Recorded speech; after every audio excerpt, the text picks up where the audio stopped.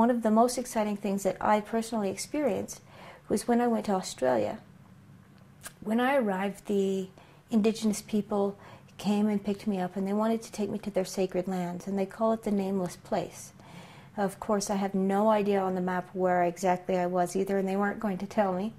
But I was taken into the wilderness, and we walked and walked and walked, and we were following one woman in particular. Her name was Auntie Lila. I'll always remember her. She was so old, but she moved like a 12-year-old. She really just zipped around, and I did everything I could to keep up with this woman, and she led me to this huge mountain made out of huge boulders stacked on top of each other.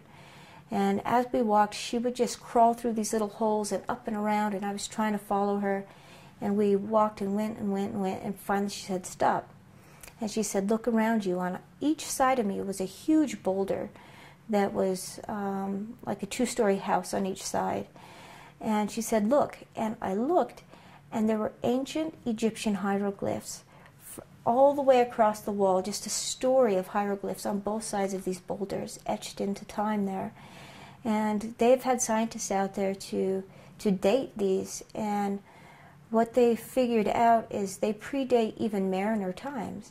So we have to ask ourselves, how in the world did Egyptian hieroglyphs, real Egyptian hieroglyphs, get in Australia? That's the biggest question. But secondly, and the most important that I saw, was some hieroglyphs that really stood out for me. And there were a couple symbols that Chief Golden Eagle has written about that belong on starships, that we know belong to star beings. And they were etched right there along with these hieroglyphs. And the story goes, of part of the hieroglyphs, is how the star beings helped humanity begin, gave us our writing and our language, and they helped teach us.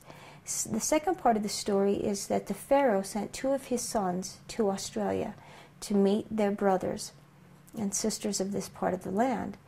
And while they were there, one of the Pharaoh's sons got bit by a snake, and he perished, and he died. And it's all written out there. And then Auntie Lila said, "Come follow me."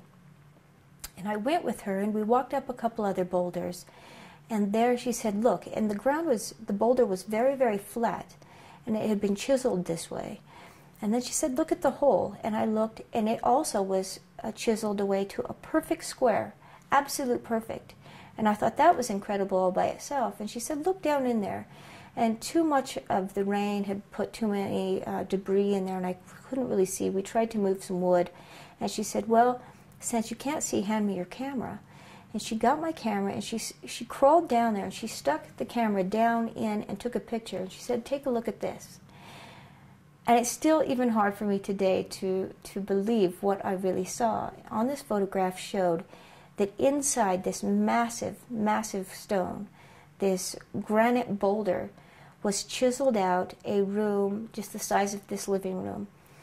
Perfect 4 walls at perfect degree angles, with still the beautiful paint of the Egyptian scenes on all 4 walls, and in the center sat the untouched sarcophagus of this Pharaoh's son. It still sits there today. It's unbelievable, the stuff that is being found, and it really does make us rethink who we once were. Where did we come from? How did we know all this knowledge? To attend or live stream the event of the year, go to starknowledgeconference.com.